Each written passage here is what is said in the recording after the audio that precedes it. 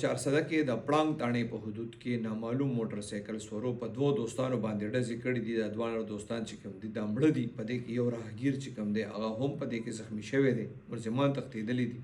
دې حوالې سره چې پړانګ تاڼه کې کوم اف ای آر درج شوی د هغې مطابق دا دوه دوستان دي، احمد ولد علمزیب او حسنین ولد طارق.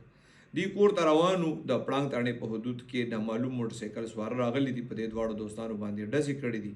دا دواړه دوستان لګېدلي دي، دا مړه دي. دغلته سجاد نومي یو کس دی، هغه راهګیر دی، هغه لګېدلی دی، هغه زخمی دی. او ملزمان چې کوم دي پولیس وایي تښتېدلي دي. پولیس وایي د دې مقتولینو رشته دارانو چې دي سره کوم رپورټ درج کړی دی تر اوسه پورې په چا باندې دعویداري نه ده کړې. که بیا کله ای په چا دعویداري کوي نو بیا به د هغې خلاف اف ای آر درج کېږي. او پولیس وایي دي په خپل طور باندې هم لګیا دي، تفتیش شروع کړی دی چې یاره موټر سایکل والا څوک و، کم طرف نه راغلی و. پولیس وایي کوشش شروع دی. هغوی وایي چې کله د دې ملزمانو پته ولګي نو باقاعده بیا په هغې باندې دعویداري کېږي. اوس څنګه چې ما تاسو ته وویل دا کم هلکان چې قتل شوي دي دا دواړه خپلو کې ډېر نږدې دوستان.